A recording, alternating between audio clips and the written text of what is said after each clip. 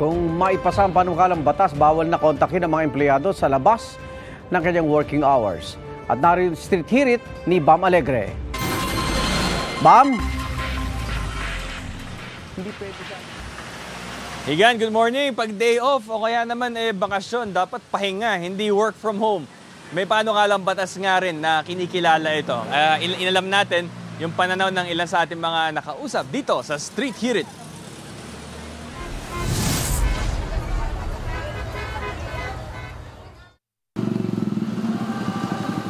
Para sa mga gustong bumitaw sa stress ng trabaho, malaking konsuelo kung uwian na o hindi kaya day off o naka-leave.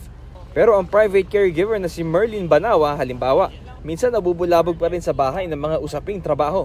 Stress po yun, sir, sa amin. Kasi may agreement na imbis na off mo, matawagan ka pa. Tapos, bukas may pasok uli kasi ganito. Mga ganun ba? Stress po, sir. Ang panukalang batas na House Bill 9735, kinikilala ang karapatan ng mga pribado empleyado na huwag gambalain sa oras ng bakasyon o ng pahinga. Nais itong amyendahan ng Presidential Decree No. 442 o ang Labor Code. Kinikilala ng panukalang batas ang pribadong oras ng empleyado sa labas ng working hours. Toka ng employer na tukuyin ang conditions at exemptions ng pagrespeto sa oras ng empleyado, alinsunod sa mga polisiya ng DOLE. Hindi naman saklaw ang mga government employees dito dahil sa mga civil service regulations. Pabor ang recruitment officer na si Apple Troniado sa House Bill 9735 dahil mainam daw ito para sa kanyang mental health. Tama naman yun, sir, na hindi talaga kasi work and life and balance talaga eh. Sa ngayon naman wala kasi yung boss ko naman is inirerespeto niya yung personal life ko. Ang construction supervisor naman na si Eric de Guzman, maiintindihan kung may mga emergency call sa kumpanya. Pero hanggang kaya na walang inuuwing trabaho sa bahay, mas nasusulit niya ang oras kasama ang mga mahal sa buhay.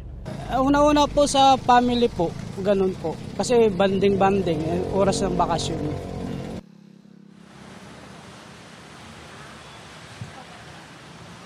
Igan, isa sa mga inspirasyon na nagpanukala nito, yung sa France kasi merong batas na talagang nirerespeto yung work-life balance, talagang ini-enforce na magkaroon ng work-life balance yung bawat individual. At ito ang Street Hirit mula rito sa Mandaluyong, Bam Alegre, para sa GMA Integrated News. Igan, mauna ka sa mga balita. Mag-subscribe sa GMA Integrated News sa YouTube.